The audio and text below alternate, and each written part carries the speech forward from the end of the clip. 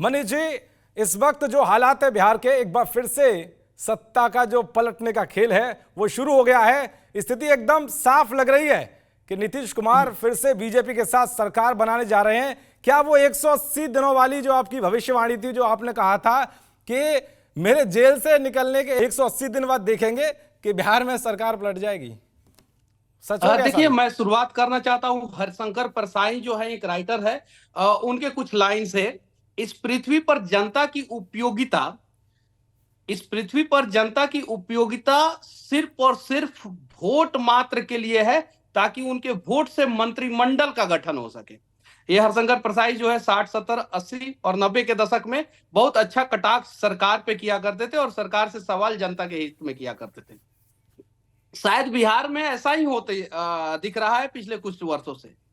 कभी इधर मंत्रिमंडल का गठन हो रहा है, कभी उधर मंत्रिमंडल का गठन हो रहा है, लेकिन वो गठन हो रहा है जनता के वोट के वजह से। समस्या ये नहीं है कि मुख्यमंत्री कौन बनेगा, उप मुख्यमंत्री कौन बनेगा। समस्या ये है कि बिहारियों के दर्द को समझेगा कौन, बिहारियों के समस्याओं का समाधान कौन करेगा। और उससे भी बड़ी समस्या यह है, जैसे आपने पूछा 180 दिन में सरकार गिर जाएगी। देखिए, मैं कोई भविष्यवाणी करने वाला व्यक्ति नहीं हूं, लेकिन मैं कुछ बातें बोलता हूं तो सत्य हो जाता है। ऐसा नहीं है आज से। मैंने कहा था एक जगह अररिया में, जाके आप पता कीजिएगा, मैं वीडियो में बोल रहा हूं कि यहां पे मैं ब्लैक सफारी गोल्ड नहीं चलता है, यहां पे भैंस सफारी चलता है। और आज वहां पे पुल बन रहा है, पिछले 75 साल से वहां पे पुल नहीं बना था। उसके अलावा जो है, मैंने बोला कि एक जगह पुल गिर जाएगा, पुल गिर गया। मैंने बोला कि 180 दिन के अंदर सरकार गिर जाएगा, और देखिए अभी सरकार जो है, समझिए कि अब इससे नीचा क्या गिरेगा सरकार। अब जब सरकारों का चरित्र ही गिर जाए तो इससे नीचा क्या गिरेगा सरकार। पिछले 6 महीना पहले जो है बिहार में बाढ़ आया था। अभी जनवरी महीना है, जुलाई अगस्त में बाढ़ आता है बिहार में जी। और फिर आज से 6 महीना जोड़ दीजिएगा तो बिहार में बाढ़ आने वाला है। लेकिन बिहार में बाढ़ आने वाला, इस पे चर्चा कहां हो रहा है, क्यों नहीं हो रहा है। हरिशंकर परसाई की वो कविताएं और वो लाइनें जो है आज चरितार्थ हो रही है कि सिर्फ जनता वोट मात्र के लिए और मंत्रिमंडल गठन करने के लिए सरकार किसी की भी रहे, लेकिन बिहार के समस्या का समाधान होना चाहिए, बिहार के समस्या पे बात होना चाहिए। आज 180 दिन अभी तो नहीं कंप्लीट हुआ है, पहले ही। अब देखिए, तो आप लोग दिखा रहे हैं चीजों को, और अगर आप लोगों की बातों को माना जाए तो शायद से 180 दिन तो भूल जाइए, 80 दिन के अंदर ही सरकार पलट जाएगी। लेकिन एक सवाल यह है कि बिहार की जो सियासत है वो आम आदमी के नजरिए से देखें और राज्यों की तुलना में देखें, चाहे उत्तर प्रदेश हो, मध्य प्रदेश हो, और जो सीमावर्ती जो राज्य हैं, उसके हिसाब से आम आदमी के लिए बिहार की सियासत कैसे होनी चाहिए? देखिए, शिक्षा व्यवस्था बिहार का डामाडोल है, स्वास्थ्य व्यवस्था बिहार का डामाडोल है। आज मान सम्मान की लड़ाई बिहारी लड़ रहे हैं, और मान सम्मान की लड़ाई में ये बिहारी जो है पूरी दुनिया में अकेले पड़ गए। तो मैं बिहारियों को कहना चाहता हूं कि मान सम्मान स्वाभिमान की लड़ाई में भले अकेले रह लेना, कोई साथ दे या ना दे, लेकिन लड़ना जरूर। और आज के समय में बिहारी लड़ रहा है स्वास्थ्य व्यवस्था के लिए, शिक्षा व्यवस्था के लिए। बिहार में एक गरीब से पूछा जाए कि आखिर क्या क्या सुधार होना चाहिए। ट्रेनों में भर भर के हम लोग जो है वो मजदूरी करने जाते हैं, इलाज कराने के लिए बाहर जाते हैं, बच्चों को पढ़ाने के लिए बाहर भेजते हैं। अब जरा बताइए, तो जब सब कुछ बाहर ही करते हैं तो हम लोग वोट क्यों देते हैं बिहार सरकार को? क्यों ऐसे नेताओं को चुनते हैं जो हर 6 महीना साल भर में जो है पलट जाए और कुछ हो नहीं? तो ये सारी चीजें हैं। बिहार के जनता के नजर से अगर बिहार की राजनीति देखी जाए तो बिहार जो है अभी बहुत पीछे है, और बीमारू राज्य में से एक है। 8.9 लाख करोड़ जो है इकोनॉमी है बिहार का, 8.9, मतलब लगभग 9 लाख करोड़। उत्तर प्रदेश का जो है वो 29 लाख करोड़ है, तमिलनाडु का 28 लाख करोड़ है, और महाराष्ट्र का शायद से 32 लाख करोड़ है। बिहार आज देश के टॉप 3 राज्यों से 3 गुना पीछे है।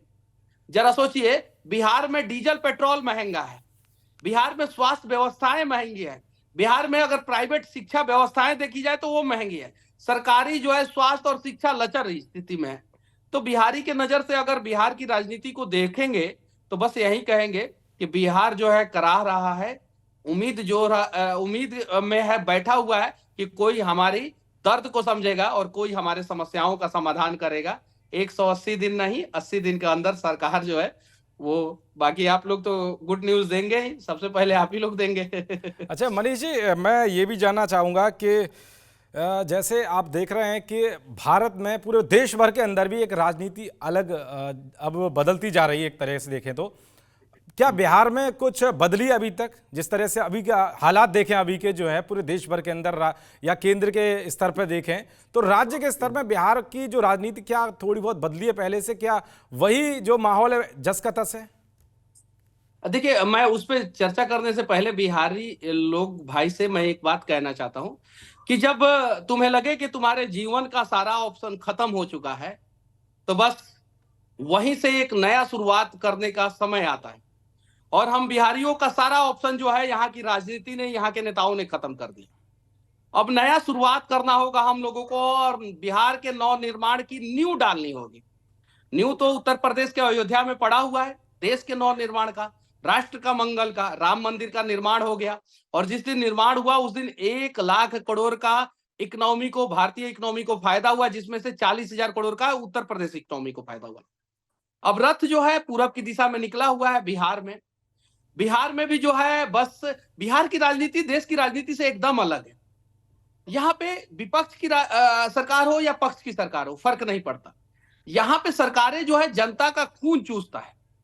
बस सरकारों को ऐसा होना चाहिए कि वो जनता की समस्याओं का समाधान करें, और समाधान करने वाली सरकार का बाट जोड़ रहे हैं हम लोग। क्या पता कि इस बार जो है कोई समाधान करने वाली सरकार है, समाधान करने वाला मंत्रिमंडल है, और बिहार के लोगों के समस्याओं का समाधान हो। अच्छा, आज एक खबर और चर्चाओं में बनी हुई है कि जब वो नीतीश कुमार राजभवन पहुंचे तो वहां पर तेजस्वी यादव डिप्टी सीएम जो हैं मौजूदा में, वो नहीं पहुंचे। और सबसे बड़ी जो बात देखने को मिली वो ये कि जहां उनकी डिप्टी सीएम की चिट लगी हुई थी राजभवन में, वो हटा दी। तो ये समझा जाए कि अब तेजस्वी यादव, यानी कि जो आपके केस में बहुत चर्चाओं में रहे, आपने भी बहुत उनको चुनौती दी, जेल के अंदर से भी बाहर से भी, क्या अच्छा, अब उनका राजनीतिक जो करियर है वो खत्म होने वाला है? सुनिए, मैं पूछना चाहता हूं, मैंने चुनौती दिया कि उन्होंने चुनौती दिया? मेरे घर का कुर्की क्यों हुआ? अब बताइए, देश में कितने यूट्यूबर के घर का कुर्की हुआ है? देश में कितने पत्रकारों के घर का कुर्की हुआ है? जब से भारत आजाद हुआ है, एक यूट्यूबर या एक पत्रकार का नाम बता दीजिए जिसके घर का कुर्की हुआ। जी। मेरा मिट्टी का घर है, उसके घर का, उस घर का कुर्की हो गया। जब मैंने चुनौती दी उस समय मेरा ऊपर 8 एफआईआर हो चुका था। अब जरा बताइए, 8 एफआईआर मेरे ऊपर हो चुका था, और मैंने किया क्या था? अगर इनको लगता है कि मनीष कश्यप ने झूठा वीडियो बनाया था, तो मैं पूछना चाहता हूं, तब तो झूठा केस में जो है देश के सारे नेता जेल के अंदर रहेंगे, सारे के सारे नेता रहेंगे। सेम धारा उन लोगों पे भी लगनी चाहिए। तो अगर इनके नजर में मनीष कश्यप ने झूठा वीडियो बनाया, तो क्या मनीष कश्यप के ऊपर एनएसए लगा दिया जाएगा? क्या मनीष कश्यप के ऊपर 10-10 केस कर दिया जाएगा? क्या मनीष कश्यप के घर का कुर्की कर दिया गया? चुनौती मैंने नहीं दिया, इन्होंने खुद चुनौती दिया। और डिप्टी सीएम का भी स्टिकर हटा है, बाद में उस कुर्सी पे कोई और भी बैठेगा। और उम्मीद है कि इस बार जो डिप्टी सीएम बैठेगा वो बदले की भावना से कार्रवाई नहीं करेगा, वो बिहार को बदलने की उम्मीद से कार्रवाई करेगा। और अगर इस बार जो डिप्टी सीएम या सीएम बना वो भी बिहार के विकास में अगर योगदान नहीं देगा, तो आप और हमारा जो कर्तव्य बनता है वो हम लोग आवाज उठाएंगे और सवाल पूछेंगे। क्या अगले डिप्टी सीएम या सीएम फिर मनीष कश्यप जी होंगे, जिस तरह से लगातार बिहार में आप चर्चाओं बने हुए हैं? क्या कोई आपका इरादा है कोई अब राजनीति से जुड़ने का?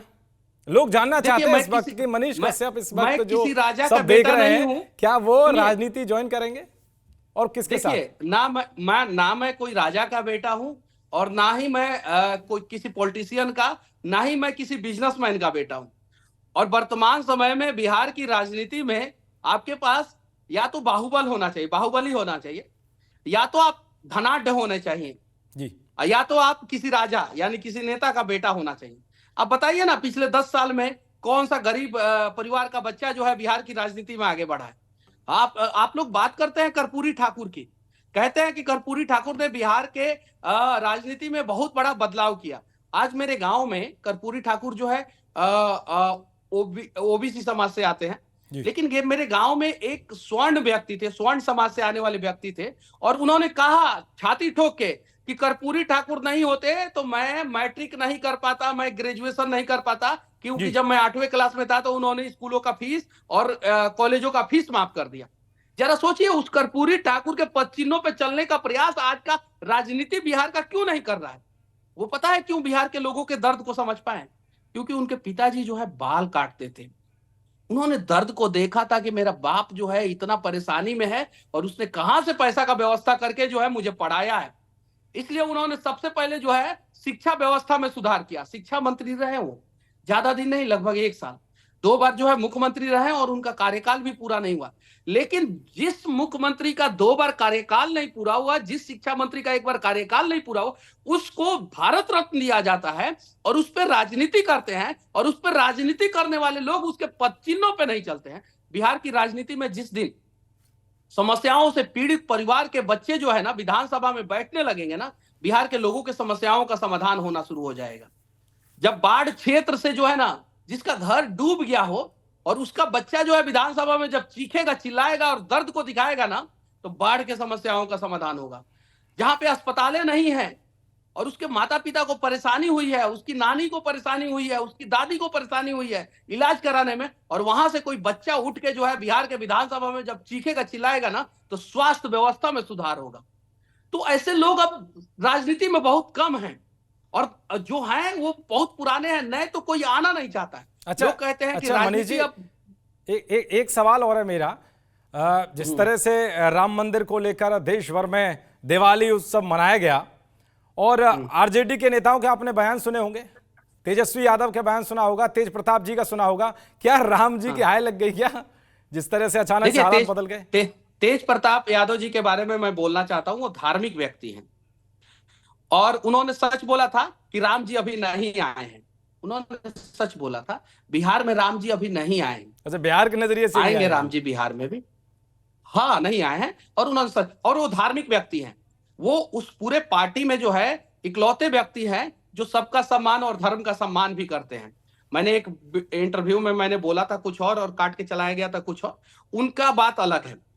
लेकिन ये जो देखिए, अगर डिप्टी सीएम की कुर्सी पे बैठना चाहिए था किसी को लालू परिवार में, तो तेज प्रताप को बैठना चाहिए था। बड़ा पुत्र है जी, नियम के हिसाब से भी अगर देखा जाए तो तेजस्वी को कैसे मिलेगी डिप्टी सीएम की कुर्सी, ये भी जानना चाहता हूं मैं। धनानंद की कहानी सुने हैं आप? पढ़िएगा एक बार धनानंद की कहानी, कि कैसे 9 भाई बहन था धनानंद, और कैसे जो है सबसे छोटा होने के बावजूद जो है वो गुप्त वंश का आखिरी शासक, जिसको चंद्रगुप्त मौर्य ने हराया, और वो जो है सिंहासन पे बैठ गया। औरंगजेब की कहानी सुने हैं जी? वो अपने 4 भाई में सबसे छोटा था, लेकिन वो जो है राजा बन गया। तो वहां से पतन शुरू होता है। धनानंद का भी पतन हो गया, औरंगजेब का भी पतन हो गया, उसके बाद से नहीं चला। अगर नियम से भी देखा जाए तो तेज प्रताप जो है ग्रेजुएट है जी, ग्रेजुएट है। अच्छा, तो उनको बनना चाहिए था।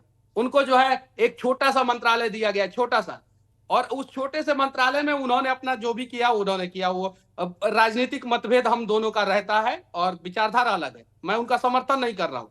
उनके पिताजी जो है बिहार के मुख्यमंत्री थे, उस समय बिहार में जंगल राज आया, ये बात सही है। लेकिन लालू जी मास नेता बन पाए, तेजस्वी यादव जी मास नेता नहीं बन पाएंगे। तेजस्वी यादव जी मतलब कि एटीट्यूड में बातें करते हैं, ईगो में बातें करते हैं, एग्रेशन में बातें करते हैं। इसलिए शायद से जो है डिप्टी सीएम का कुर्सी जो है खाली होने वाला है, और डिप्टी सीएम की कुर्सी पे अब कोई दूसरा बैठने वाला है। जी न्यूज़।